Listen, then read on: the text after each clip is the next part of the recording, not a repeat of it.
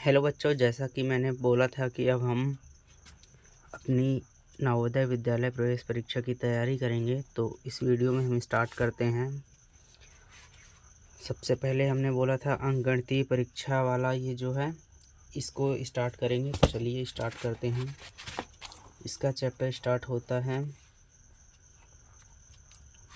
130 अंकगणितीय। यहाँ से स्टार्ट होता है अंकगणितीय परीक्षा। ठीक है, तो चलिए इसका पहला चैप्टर देखते हैं क्या है। पहला चैप्टर है संख्या पद्धति। पहला चैप्टर क्या है? संख्या पद्धति। लिख लेते हैं।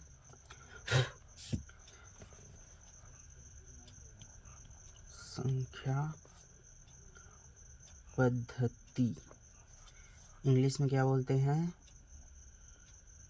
Number system. ठीक है, चलिए इसका बेसिक्स कहता है वह पद्धति जिसमें संख्याओं को लिखने, पढ़ने एवं उनके गुणों का अध्ययन किया जाता है संख्या पद्धति कहलाता है। हमें इसकी परिभाषा याद करने, डेफिनेशन याद करने की ज़रूरत नहीं है। आगे कई प्रकार की विधियाँ होती हैं, कई प्रकार की प्रणाली होती हैं, जैसे भारतीय गणना प्रणाली या दार्शनिक प्रणाली, अंतर्राष्ट्रीय गणना प्रणाली एंड रोमन प्रणाली। हम जैसे कि बचपन से पढ़ते हैं, इकाई दहाई पढ़ते हैं, वो कौन सी पद्धति कहलाती है? वो भारतीय गणना प्रणाली या दार्शनिक प्रणाली के अंतर्गत आता है। ठीक है ना। देखते हैं पहला, भारतीय गणना प्रणाली या दार्शनिक प्रणाली, इंडियन काउंटिंग सिस्टम। ठीक है ना। इसे हिंदू अरबी गणना प्रणाली भी कहा जाता है। ठीक है, इसमें जो डिजिट यूज़ होते हैं वो हैं 0, 1, 2, 3, 4, 5, 6, 7, 8, 9 एंड वापस से 0। ठीक है, इन्हीं डिजिट, इन्हीं अंकों का यूज़ करके हम छोटी से छोटी एवं बड़ी से बड़ी संख्या का निर्माण करते हैं। इसे लिखने के लिए इकाई, उसके बाद दहाई, उसके बाद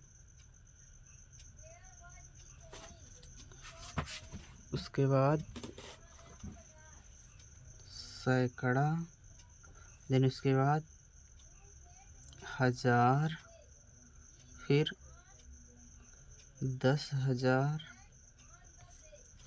10,000, इसके बाद 10,000 के बाद लाख, फिर 10 लाख, फिर करोड़, फिर 10 करोड़। इस तरह से आगे हम लिखते हैं। ठीक है ना। तो ये बेसिक चीज़ है, ये सबको आता होगा। चलिए यहाँ पे उदाहरण के लिए दिया है, एक नंबर दिया है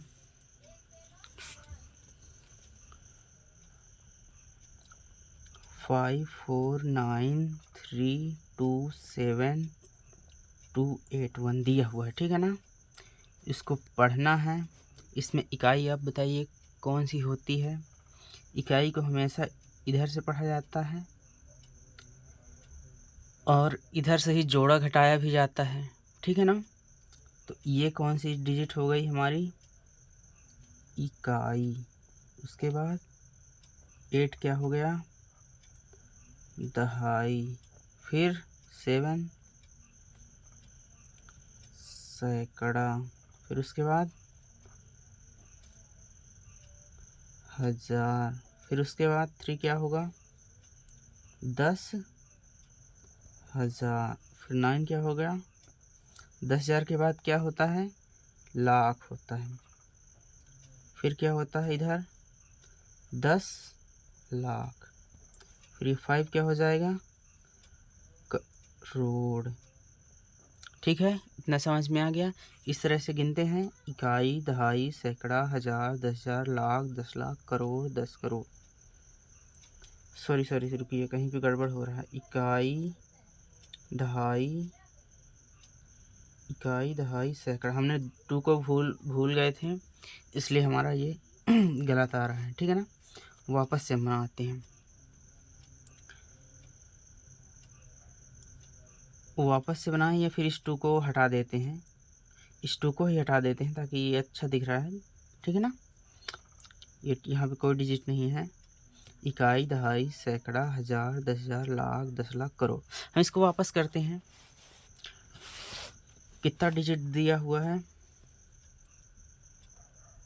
5 4 9 3 2 7 2 8 एंड 1, ठीक है।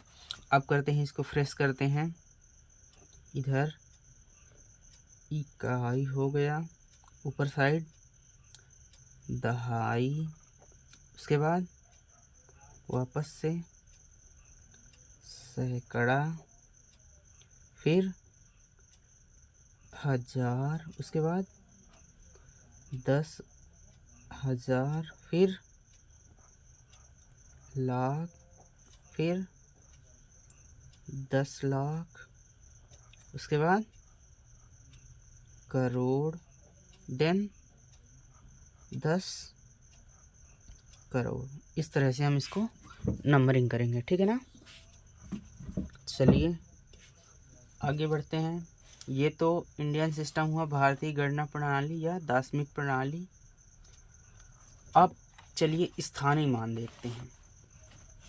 अगला दिया हुआ है स्थानीय मान, ठीक है। स्थानीय मान देखते हैं।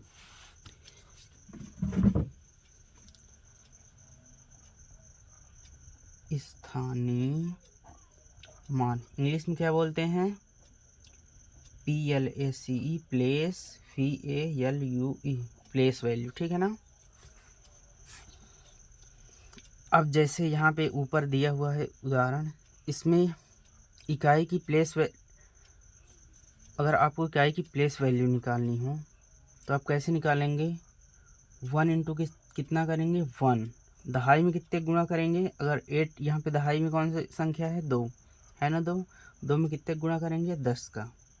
फिर उसके आगे सैकड़ा का बताइए, 8 है, सॉरी यहाँ पे कितना था, 8 इंटू 10 करेंगे, दहाई में 8 लिखा है, फिर सैकड़ा में क्या लिखा है 2 लिखा है, 2 इंटू कितना करेंगे गुणा, 100 का गुणा करेंगे। इस तरह से जीरो हम बढ़ाते जाएंगे। पहले जो इकाई में होगा उसमें 1 का गुणा करेंगे, उसके बाद वाले में 10 का, फिर इसके बाद वाले में इस संख्या को उतार देंगे, उसके बाद बाकी को 0 बना देंगे या फिर 100 का गुणा करेंगे, ठीक है ना। इसके आगे वाली संख्या का स्थानीय मान अगर पूछा जाए 7 का तो कैसे लिखेंगे, 7 लिखा है, 7 को उतार दिया, बाकी उसके पीछे जो भी बचते हैं उनको 0 बना दो, 2 3 7,000 ही आएगा। वैसे इसमें गुणा किसका हुआ है, 7 गुणे 1,000 हुआ है, गुणे 1,000 हुआ है ना, 7 गुणे 1,000 हुआ है, बराबर कितना 7,000। आप डायरेक्टली लिखना चाहते हैं तो 7 लिख दीजिए, बाकी जितने बचते हैं उनको 0 लगा दीजिए। उसके बाद वाले 2 का बताइए, 2 लिख के कितने 0 बना दें हम, 4 0 बना दें, 1 2 3 4, कितना हो गया, इकाई दहाई सैकड़ा हजार 10,000, 20,000 हो गया। इसी तरह से उसके आगे वाले का 3 लिखा है, कितने 0 बनाए, इकाई दहाई सैकड़ा हजार 10,000, मतलब 5 0 बनाना है, 1 2 3 4 5। अब गिनते हैं, इकाई दहाई सैकड़ा हजार 10,000 लाख, कितने लाख है 3 लाख है। उसके बाद वाले का स्थानीय मान बताइए, 9 का स्थानीय मान कितना होगा, कितने 0 लगाएंगे 6 ठो, 1 2 3 4, कितना हो गया ये, इकाई दहाई सैकड़ा हजार 10,000 लाख 10 लाख, 90 लाख हो गया। उसके आगे वाले को बताइए, 4 लिखा है, 4 के अलावा जितने भी हैं सारों को 0 बनाना रहता है, कितने 0 बनाएं 7, वहाँ इकाई दहाई, रुकिए पहले बना लेते हैं, 3 4 5 6 7 हो गए। अब पढ़ते हैं, इकाई दहाई सैकड़ा हजार 10,000 लाख 10 लाख करोड़, कितने करोड़ हैं 4 करोड़। अगली संख्या बनाते हैं, 5 का स्थानीय मान निकालना हो तो 5 लिख दिया, बाकी जितने पीछे हैं उनको क्या बना दें 0, कितने डिजिट हैं 4 4 8, 8 0 बनाते हैं, 8 0 बन गए। अब गिनते हैं इकाई, दहाई, सैकड़ा, हज़ार, 10,000, लाख, 10 लाख, करोड़, 10 करोड़। यहाँ पे कितना है? 5 करोड़ लिखा हुआ है, ठीक है ना। इस तरह से बन जाएगा। और अगर दशमलव वाले अगर हमें वाले स्थानीय मान पूछेगा, स्थानीय मान, तो कैसे निकालेंगे? अगर दशमलव के बाद कोई भी संख्या लिखी है, उसके दशमलव के बाद पहले अंक का स्थानीय मान निकालना है। दशमलव लिखा है ये, उसके बाद 3 लिखा है, तो अगर इस 3 का स्थानीय मान मांग रहा है, पहला अंक हुआ ना दशमलव के बाद, इसका स्थानीय मान पूछा जाएगा। मान लो इधर लिखा है 2.3 में 3 का स्थानीय मान, तो कितने गुणा करेंगे? जितना भी अंक रहेगा, अंक कितना लिखा है यहाँ पे 2.3, गुणे कितना करेंगे? 1/10, 1/10 का करेंगे। अगर यहाँ पे लिखा है 2.35, इसका कैसे करेंगे? दशमलव के बाद 5 का पूछ रहा है यहाँ पे, तो दशमलव के बाद दूसरा कौन सा अंक है? 5 है, तो इसमें क्या लिखेंगे? 2.35 गुणे 1/100। इस बार 100 का गुणा करेंगे, ठीक है ना। जैसे जैसे दशमलव के बाद वाली संख्या पूछता जाएगा, वैसे वैसे नीचे हम 0 बढ़ाते जाएंगे। अगर दशमलव के बाद यहीं पे 357 ये लिखा है, दशमलव के बाद तीसरी संख्या यहाँ पे 7 का स्थानीय मान पूछेगा, तो क्या करेंगे?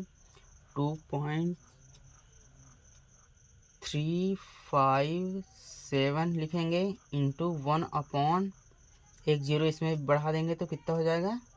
ये 1000 हो जाएगा, ठीक है।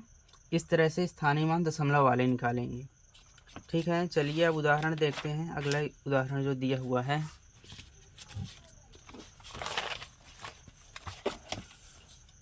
अगला उदाहरण पूछता है संख्या दी हुई है, ठीक है।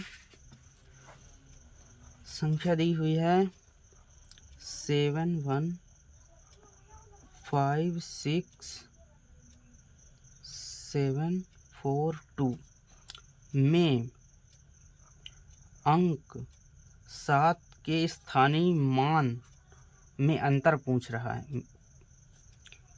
7 के स्थानीय मान में अंतर पूछना है।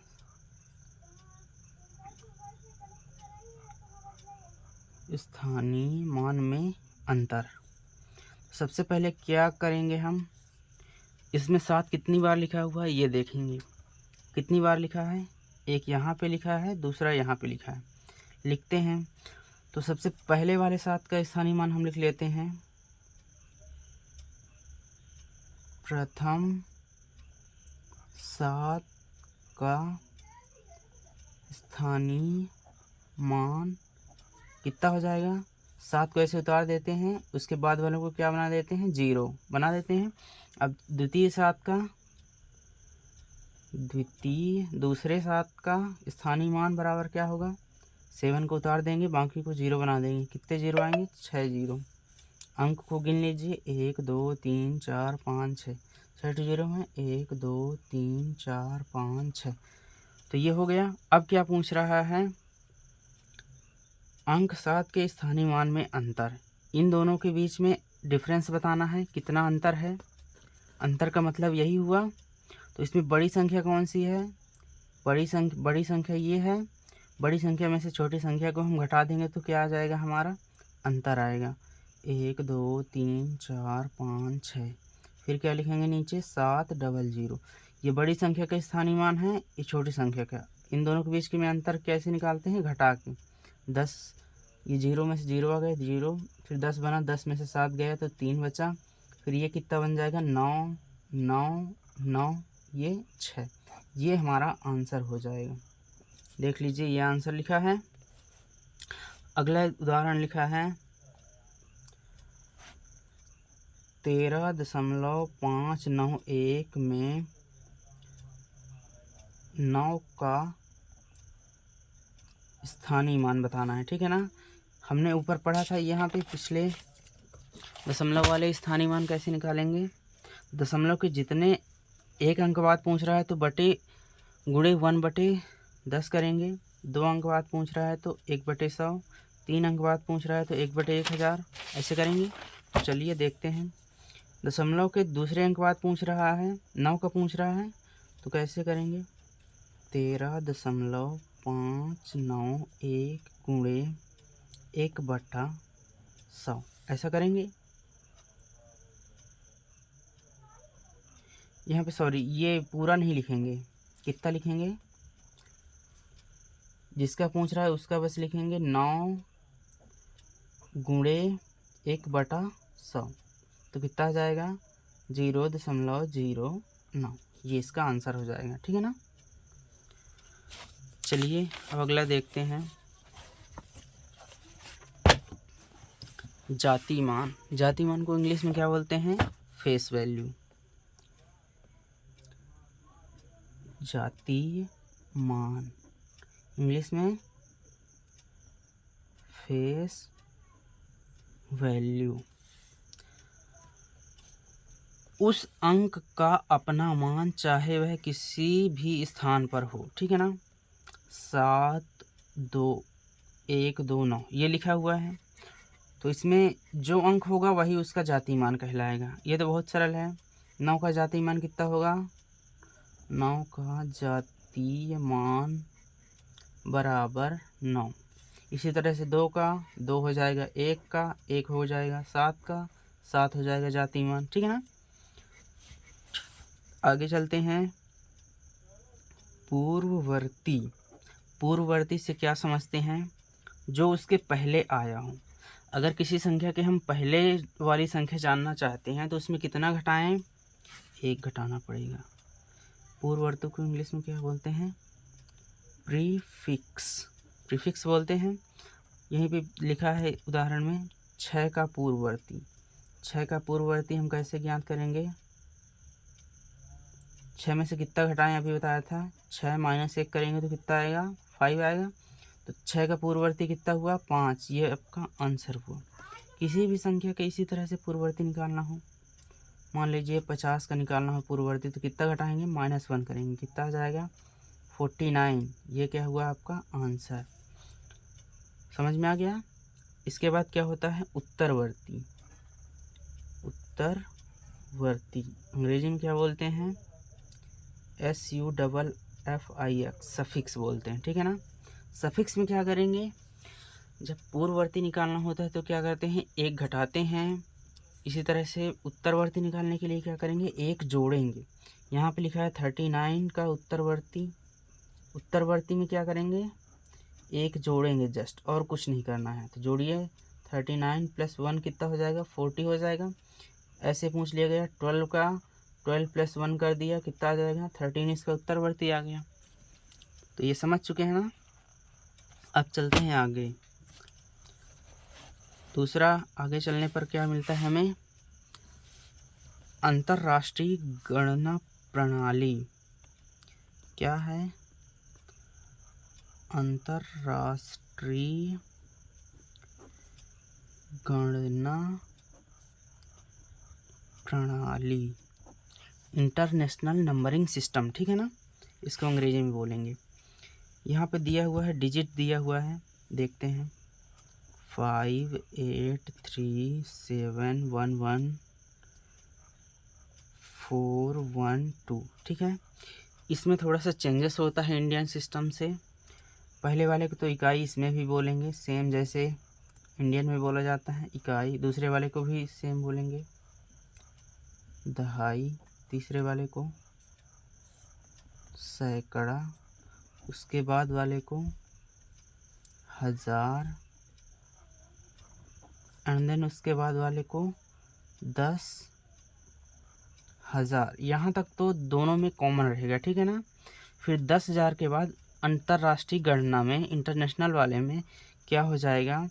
10,000 के बाद कितना हो जाएगा? ये 1,00,000 नहीं बनेगा, इस बार क्या बन जाएगा? 100,000 बनेगा। कितना बनेगा? 100,000। ठीक है। इसके बाद क्या बनेगा? उधर 10 लाख बनता था, इधर क्या बनेगा? 1 मिलियन, ठीक है। उसके बाद क्या बनेगा 10 मिलियन, उसके बाद 100 मिलियन। इस तरह से अंतर्राष्ट्रीय गणना प्रणाली में हम लिखेंगे, ठीक है ना। इसके आगे रोमन प्रणाली देखते हैं। रोमन प्रणाली, रोमन प्रणाली में हम कैसे लिखते हैं 1 2 3 4 5 6 8 9 10। एक को क्या कैसे दर्शाते हैं आई से दर्शाते हैं, कैपिटल आई से। 2 को डबल आई से, 3 को ट्रिपल आई से, 4 को आई भी से दर्शाया जाता है, 5 को वी से, 6 को वी आई से, 7 को वी डबल आई से, 8 को वी ट्रिपल आई, 9 को आई एक्स एंड 10 को एक्स। इस तरह से दिखाया जाता है, ठीक है ना। एक्स को 10 से दिखाया जाता है। अब यहाँ पे दिया हुआ है 50 को कैसे दिखाएंगे एल से दिखाएंगे, 100 को सी से, 500 को डी से, 1000 को एम से दिखाएंगे, ठीक है ना। अब यहाँ पे लिखा हुआ है एल वी डबल आई लिखा है। इसको कैसे लिखेंगे संख्या में, ये रोमन में दिया है, इसको संख्या में बदलना है। एल क्या है यहाँ पे 50 है, 50 लिख लिया। वी मतलब क्या होता है 5 होता है, प्लस 5। डबल आई का मतलब कितना होता है 2, तो कितना आ गया संख्या 57। अब यहाँ पे दिया हुआ है एक्स एंड एल, ठीक है ना। एक्स एंड एल, एल का मतलब क्या होता है अभी देखा है हमने, कितना हुआ 50। एंड एक्स का मतलब कितना होता है, एक्स का मतलब क्या है 10 है ना। 10 को घटा देंगे कितना आ जाएगा, एक्सएल कितना आ गया 40। इसमें क्या होता है ये गुणा में तो है, एक्सएल गुणा में है, लेकिन क्या करेंगे जो बड़ी संख्या है उसमें से छोटी संख्या को हम घटाएंगे। अच्छा यहाँ पे लिखा है उदाहरण के लिए 90 का रोमन प्रणाली में लिखना है मान, ठीक है ना। तो 90 के आगे क्या होता है 100 होता है। 100 को काहे से दर्शाया जाता है, 100 को सी से दर्शाया जाता है, यहाँ पे लिखा हुआ है। और 10 को काहे से दर्शाया जाता है एक्स से। इसको कैसे लिखेंगे 90 को, 90 को हम ऐसे लिख सकते हैं 100 माइनस 10। तो 100 को क्या लिखें सी और 10 को एक्स, तो इधर एक्स आ गया, एक्स पहले आ गया सी बाद में आ गया, तो कितना हो गया एक्स सी। इसका मतलब क्या हुआ सी में से एक्स को घटाया गया है, ठीक है ना। और इधर क्या था एक्स एल था, एल में से एक्स को घटाया गया था, इसमें से सी में से एक्स को घटाया गया है, इस तरह से हुआ। अब आगे करते हैं प्राकृतिक संख्या। प्राकृतिक संख्या, प्राकृतिक संख्या कहाँ से स्टार्ट होती हैं, प्राकृतिक संख्या 1 से लेकर कहाँ तक जाती हैं इनफाइनाइट तक जाती हैं, अनंत तक, ठीक है ना। इसमें ध्यान देना है 1 से स्टार्ट होती है। इसके आगे होता है प्राकृतिक संख्या को इंग्लिश में बोलते हैं नेचुरल नंबर, ठीक है। वो कहाँ से स्टार्ट होती है 1 से लेकर अनंत तक जाती है। इसके आगे है पूर्ण संख्या, ये कहाँ से स्टार्ट होती है इंग्लिश में क्या बोलते हैं इसको होल, WHOLE होल नंबर। इसमें क्या होता है ये कहाँ से स्टार्ट होती थी 1 से, ये कहाँ से होगी 0 से लेकर अनंत तक जाएगी, इसमें 0 भी काउंट हो जाएगा। अनंत को कैसे दिखाते हैं इनफाइनाइट ऐसे दिखाया जाता है, ठीक है ना। इसके आगे है भाज्य संख्याएं, कंपोजिट नंबर। चलिए देखते हैं उसको भी देख लेते हैं।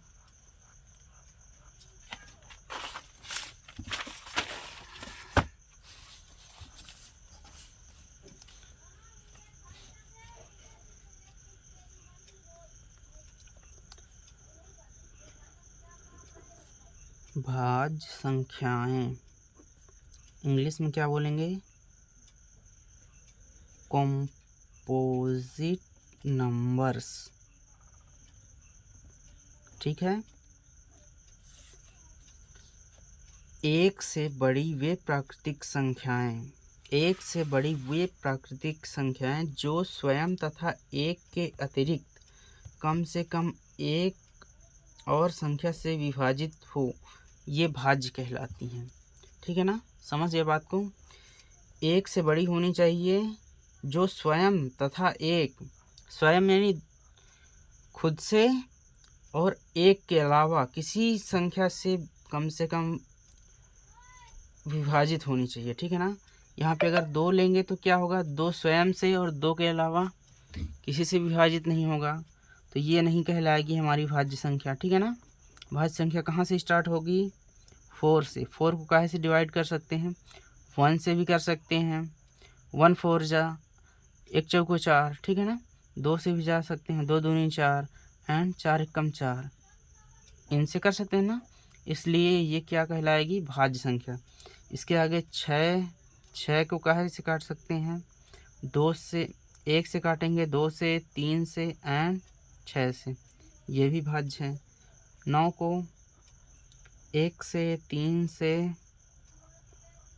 9 से। 15 को 1 से, 3 से, 5 से एंड 15 से, इसलिए ये भी क्या होगी, भाज्य होगी। अब पढ़ते हैं उसके आगे अभाज्य संख्या। अभाज्य संख्या इंग्लिश में बोलते हैं प्राइम नंबर्स। प्राइम नंबर्स, इसमें क्या बोलता है, वे धन पूर्णांक या प्राकृतिक संख्याएं जो एक तथा स्वयं के अतिरिक्त किसी और संख्या से विभाजित नहीं होती है, उन्हें अभाज्य संख्या या रूढ़ संख्याएं कहलाती हैं। अभाज्य में कौन सा आएगा, 2 खुद के अलावा और किससे विभाजित होगा, 1 से और खुद से, बाकी किसी से नहीं होगा, तो ये क्या हो जाएगा, अभाज्य हो जाएगा। ठीक है ना। यहाँ पे 2 को भाज्य में नहीं लेंगे। ठीक है ना, ये ध्यान देने वाली बात है। यहाँ पे 3 को किससे कर सकते हो, 3 को 1 से और 3 से, इसके अलावा किसी से नहीं कर सकते। 5 को भी 1 से 5 के अलावा किसी से नहीं हो सकता। 7 देन 11 देन 13 देन 17, इन संख्याओं को आप खुद के एंड एक के अलावा किसी से भाग नहीं दे सकते हैं। ठीक है ना। आगे है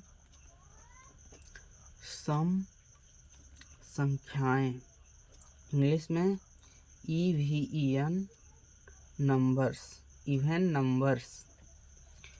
वे संख्याएं जो 2 से, सम संख्या क्या कहलाएंगी, वे संख्याएं जो 2 से पूर्णतः विभाजित हों, विभक्त हों। पूर्णतः विभक्त का क्या मतलब होगा, जिसमें भाग देने पर शेषफल कुछ भी ना बचे, उसको बोलते हैं पूर्णतः विभक्त। तो 2 से 2 से जाएगा, कितना आएगा, पूरी तरह से जाएगा, 2 एकम 2। ठीक है ना। 4 है, भाग दे रहे हैं, 2 का 2 से भाग देंगे, कितना आएगा, 2 भागे 2, 1 आएगा, पूरी तरह से 2 पूरा कट रहा है ना। इसी तरह से 4 को दे के 2 से भाग दे के देखते हैं, 2 दूनी 4 पूरा कट रहा है। 6 8 10, ये भी पूरे तरह से कटेंगे, 10 12 14, 14 को देखते हैं अब, 14 भागे 2 करते हैं, 2 सत्ते 14, पूरी तरह से कट रहा है। तो ये क्या होंगी, सम संख्याएं कहलाएंगी। सम संख्याएं कौन सी संख्याएं होंगी, जो 2 से पूर्णतः विभाजित हों और शेषफल बिल्कुल भी ना बचे। अब इसके आगे क्या है, विषम।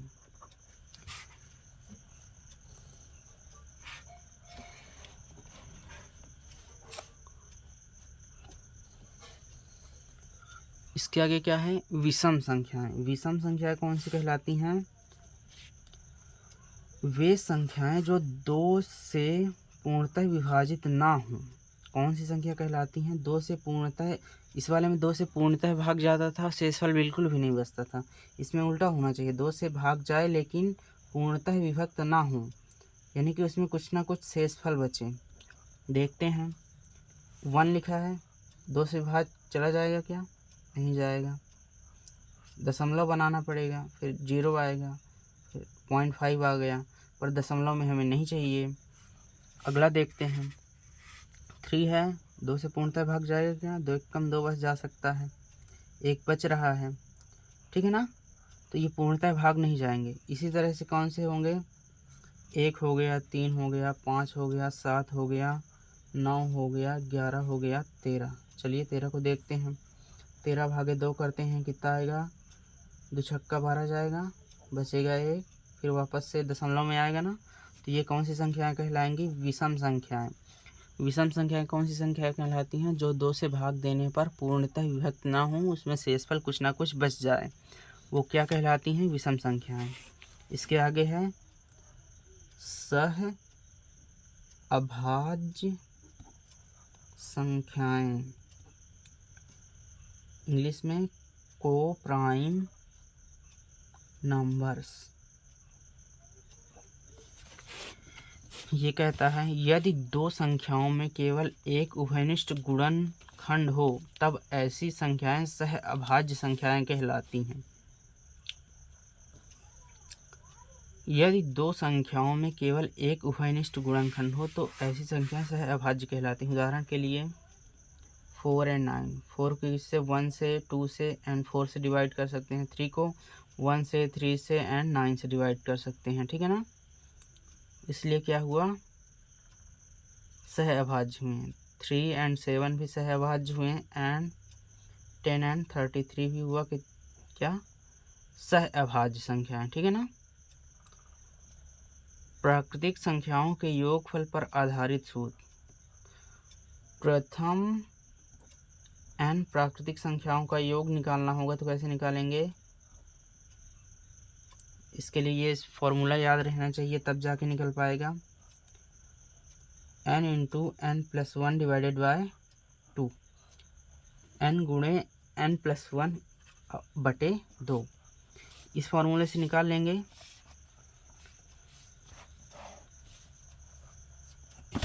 अब हम यहाँ पे निकालते हैं, चलिए देखते हैं। प्रथम n सम संख्याओं का योगफल कितना निकालेंगे?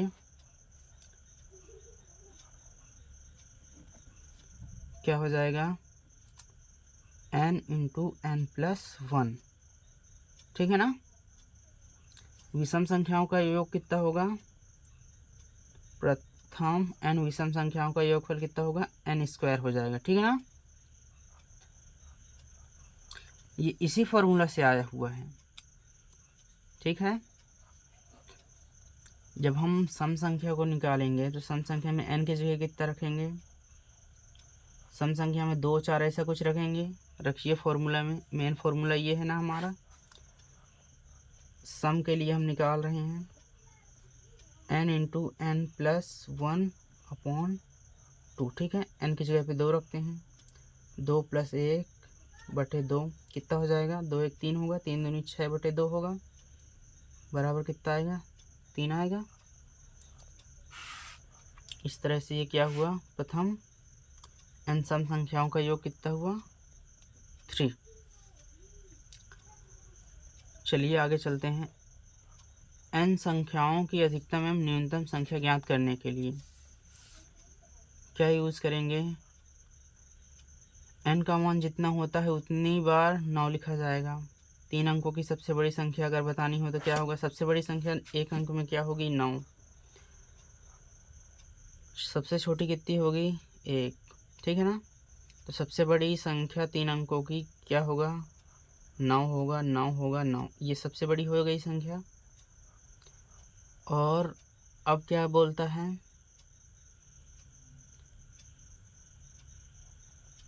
5 अंकों की सबसे छोटी संख्या लिखना है, ठीक है ना। सबसे छोटी संख्या लिखने के लिए सबसे पहले क्या लिखेंगे? 1 लिखेंगे। उसके बाद कितने जीरो लगा देंगे? 4 जीरो लगाएंगे तो हमारी क्या बन जाएगी? सबसे छोटी संख्या।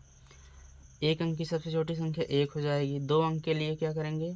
1 लगाएंगे और 1 जीरो लगा देंगे, तो ये सबसे छोटी संख्या। क्योंकि 9 के बाद ही स्टार्ट हो रही है, 10 अंक में प्रवेश कर रही है। 2 अंक मतलब इस 2 अंक में सबसे पहली संख्या कौन सी है? 10 अंक 10 है, ठीक है ना। इस तरह से ये कंप्लीट हुआ। अब इसका उदाहरण हम अगली क्लास में करेंगे, ठीक है ना।